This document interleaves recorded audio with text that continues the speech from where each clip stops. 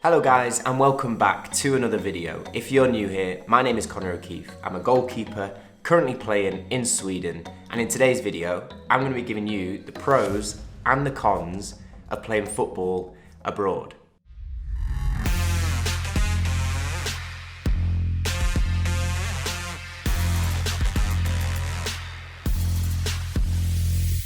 So for 3 of the last 4 football seasons, I have played my football outside of my home country, the UK. I played football in Spain, Gibraltar, Sweden, and as a result, I've seen a lot of the pros and a lot of the cons of playing football away from home. For you guys that have been watching these videos for a while, you'll have seen a lot of that journey documented in the series of Keeping Goals here on the YouTube channel. But for those of you that haven't been along for the ride so far, I'm going to tell you in this video all the pros and cons of playing football abroad, show you some of my experiences, and hopefully it'll bring you guys a little bit of value. If you do enjoy today's video, I only ask for one thing, that little like button underneath the video. Please give it a click, helps us out a lot. And if you haven't already, click subscribe and come and join us. Right, let's get straight into it. So in my experience, one of the main reasons, one of the main benefits of leaving your home country to play football abroad is to improve your game. Way back in 2017, when I first left the UK to play football, I moved to Spain to try and improve my ability as a footballer and as a goalkeeper. I wanted to see what effect it would have on me to be exposed to a different type of football, to be exposed to different coaching methods, a different footballing culture. And from growing up in the northwest of England, experiencing a lot of lower league, non-league football, moving to Spain was a very different approach to the game. And that experience has had a huge impact on me improving and developing my performance as a player. For example, the first time that I was ever involved in a Spanish rondo, I really had to pinch myself. I couldn't track the ball, it was moving so fast, but I knew that being involved in that environment was going to help me develop and to improve. By moving abroad to play your football in a different country, you may also find somewhere which is more in line with what you bring as a player, somewhere that values your skills more highly. You may not get the opportunities at home, so you may have to look somewhere else in order to play your game. Somewhere that may prioritize characteristics or skills that you bring as a player.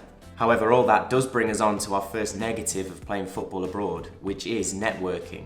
Creating opportunities is always difficult in football, but if you're trying to move into a new country, add into the equation the fact that you might not speak the language, you may not have any contacts, you don't have a reputation in those leagues already, and it can be very difficult to create that chance to actually play abroad. From my experience, the only way through that is a lot of hard work. But you've got to get on the phone, get on the emails, get on social media, and try everything you possibly can to create that opportunity. For those of you that are new to the channel, way back in 2017 when I first moved to Spain, creating that opportunity came from a lot of time investment. I wrote handwritten letters in golden envelopes and sent them to all the Spanish clubs that I was trying to get a trial at. I made phone calls, sent emails, used LinkedIn, used social media, and the reply rate, let alone the success rate, was well below 2%. But those are the things that you need to do if you really want to create that opportunity. If you want to learn a bit more about how I did that, you can look back to the beginning of the Keeping Goals series here on YouTube, and below I'll put a link to an article that explains a little bit more.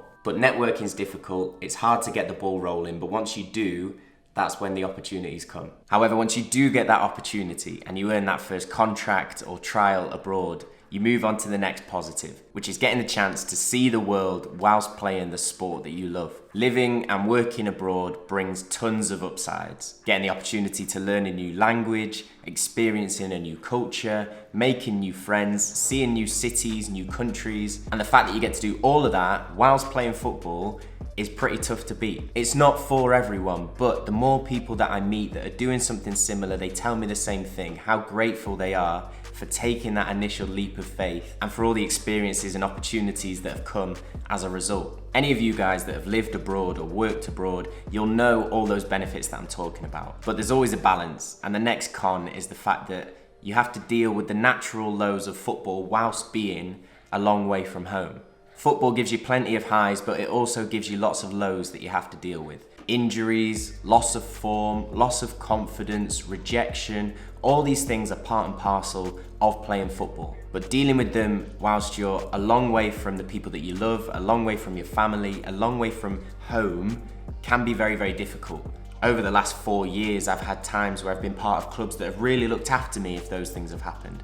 But I've also experienced it where you feel very much on your own. And the people that you would normally turn to, yes, you can call them, you can FaceTime them, but it's not the same as being back at home and being able to regroup in a place that's familiar to you. You have to develop different ways of coping with those situations when it happens. Using your club, your teammates, your friends where you are, using your family back home over FaceTime, over phone calls. And it's not always easy. You guys that have watched the videos for a while might remember when I moved from a club called Fuenlabrada, my first club in Spain, down a couple of leagues to a new team. In the vlog, I was portraying it as a really positive move, as a great opportunity for me to go out and to get games. But in all honesty, I really struggled. I was on my own, Frankie was away, I wasn't near my family, I was moving to a new team, a new setup, which was very different to what I knew before. And I really struggled both on and off the pitch, and it's one of the toughest times in my career so far. You come through it, you always do, but at the time it can be really difficult when you're on your own. And that's something that you have to prepare for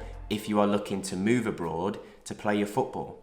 And that leads us on to our final negative of playing abroad, which is a weird one that you wouldn't think of, but when you experience it, you'll understand what I mean, and that is foreign admin. Depending on the club that you're at, depending on how well they're run, how well they look after you, dealing with the general admin of life in a foreign country can be really difficult if you're not given any help. Finding accommodation, organising tax forms, bank accounts, visas, residency applications, all these boring things that you don't think of when you're planning on playing abroad. Not part of all the glitz and all the glamour, but the reality of everyday life. And add in the fact that you might be doing all of that in a foreign language that you're not very good at yet, and you can realise how difficult that can become. Also, depending on which country you come from and where you're going to be playing, there can also be issues regarding the amount of international players allowed at the club. And depending on the club that you're going to, there can also be an issue with money. It can be very expensive to leave your country to move abroad, especially if you're only going to trial and you haven't already got a contract secured. And then depending on what the club offer you, is that going to be a full-time contract, a part-time contract? Are they going to be able to pay you enough for you to be able to live? Will you need another job? All of these things aren't probably what you think of initially, but they are the reality. They're the things that you will have to deal with. And my advice with that is to prepare, because you will have to deal with that in some form or another. And also try and make sure that the club that you're going to will help you as much as they can with that process. There are clubs that are better than others, believe me, I know, but if they can help you as much as possible, it will make that transition a lot easier. But finally, for me, the best thing about playing football abroad is that it forces you to step outside your comfort zone. Up until the age of 21, when I first moved abroad to play, my world of football was pretty much solely the north of England. All the contacts I had, the teammates I'd had, managers, coaches, all of it was in the north of England, and that for me was everything. But taking that leap, moving abroad, you realise how many opportunities are out there for you to grow, develop, improve, not only as a footballer, but as a person. It was when I was sitting in an Airbnb in 2017 in Madrid that I came up with the idea to start a YouTube channel to document my journey as a player. I was part of some incredible clubs, I met some brilliant people, I was part of a squad that went to the Bernabeu in the Copa del Rey to face Real Madrid. I got an opportunity to be a #1 goalkeeper for the first time playing in Gibraltar, improving my game even further. That then led to the chance to play in Sweden, to be part of the club that I've enjoyed the most so far in my career, to win a league, to gain promotion, to keep improving, to keep getting better, to keep pushing my career, to take it as high as I can. And it's really tough for me to actually think if I'd have had a chance to do anything like that, if I'd stayed in that initial bubble of what I thought football was. So what I'm saying is there's loads of opportunity out there. Sometimes it just takes that initial bit of bravery to step out that comfort zone, which in turn can lead to so many things that you never thought that you could experience. So in summary, there's so many positives of playing football abroad. There are some negatives, yes, but in my experience, the pros definitely outweigh the cons. If I haven't covered everything that you wanted to know and you have some more questions about playing football abroad, leave them in the comments. I will try my best to help. And the good thing is, the past 4 years of me playing football abroad has all been documented right here on this YouTube channel. So have a flick back, go and have a look. There's plenty of stuff in there that should hopefully bring you some value. Anyway, I hope you guys enjoyed that. Right now, I need to go and get ready for training and to go and actually do my job. Right, I'm gonna bring you guys along, show you some goalkeeping work. Let's go smash it. Apologies for no vlog last week, guys. Sorry about that. As I'm sure some of you guys would have seen on the club's social media pages, unfortunately, we got hit by COVID-19 within the team a couple of weeks ago. But we're back, everyone's tested negative again, everyone's healthy, everyone's training, everyone's okay. So unfortunately, we missed 2 games. We had 2 games postponed, which is a bit frustrating because we were in a good run, had a couple of wins, in good form. But this week, back to it, back to training, get prepped, ready for the game this weekend. We're going to be playing Karlstad away. I'm going to bring you guys that vlog next week. But right now, head into training, get some goalkeeping in, and I'll show you how we go. So let's go do some goalkeeping, jumping around, catching footballs, just how we like it. Let's go.